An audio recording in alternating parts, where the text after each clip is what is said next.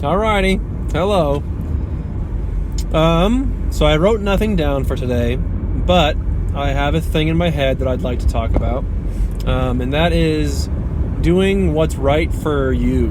And so my little example of doing what's right for you today is I was at my job, Blue Ridge, and my boss was, we had planned on driving to this house together to install some handrail, and it was kind of this project away from normal work, and it was a different thing, and it was new to both of us, and it was kind of just this whole separate project. And we got there and we showed up, and we both learned quickly that it was going to take a lot longer than we expected.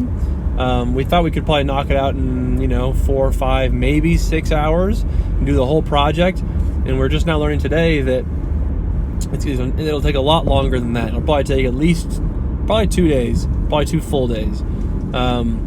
And so my boss, I guess the point of the story was he asked me to stay later than what I had planned on. So I usually leave at 4.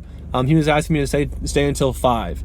And my first, I guess, response was, not really. I don't really want to stay until 5. I have plans after that. I have things I want to be doing, and I don't really want to work for you for another hour. I don't feel like being at this job for more than more than normal time. And so that was my first thought, was I don't want to do that, but I also wanted to potentially, make him happy and satisfy him and impress him by staying an extra hour, even though that wasn't what was on the schedule, and no one was planning on that. So I also at the same time wanted to show him that I am willing to do that and willing to sacrifice for the company. But then I kind of started thinking, like, well, why would I sacrifice myself for that company? I know for a fact I'm not going to be working there for very long. I don't really particularly enjoy working there, which is something that I'm working on and something that I'm trying to figure out how to avoid. If I don't want to work there, then why work there? So I'm figuring that whole thing out. But I think the moral of the story, though, is just that I need to take time for me, and for me, I don't want to give him 1 more hour of my time. It sounds, I think, maybe a little bit selfish, but I don't know that it actually is. But I don't think that he deserves more of my time. Maybe he doesn't deserve any of my time. Maybe I don't even need to be working. Maybe I shouldn't be working there at all. And I probably shouldn't be. But I think that just kind of what I'm thinking is, I owe myself to do these things that I care more about and that are more important to me. And spending 1 more hour with him installing handrail doesn't qualify as that. I've got other things that I want to do, other more important, more valuable things. I'd much rather say, you know what, sorry, let's just stick to the plan. I planned on 4. Can we please just stay with that, not deviate from the plan? I'd like to spend an extra hour, even though I actually wouldn't. I'd like to help you out more, but I've already got plans. Sorry, I'll help you tomorrow, or something like that. That I think is better because now you're following through with what actually is important to you. And to me, what's important is not satisfying a boss of any kind, really. I'd much rather satisfy myself and satisfy other people that actually matter to me. I don't think that really any boss matters in my life that much. They matter short term, temporarily, just to have a job to give me money for now. But long term, I don't care what my boss thinks. I don't care if I don't want to have a boss, I guess, is the bottom line. So I guess that's kind of the whole point, is that if you're always working to satisfy your boss, you're going to work until you die. I think you've got to be willing to break that chain and not have a boss all the time. I think because if you do have a boss, chances are you're working a low-paying job, not an unsatisfactory job, and working probably way too many hours.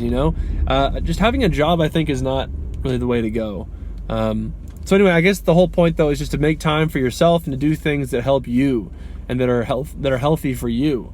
And for me, that does not mean spending more time at that job. That means going to hang out with friends and do productive things. And I have some shopping that I wanted to do for some food, and maybe do some reading and some research, and just me time. I think that having time for yourself is really important, and I think it's overlooked frequently. I think a lot of people don't take nearly enough time just to monitor and analyze and work on themselves.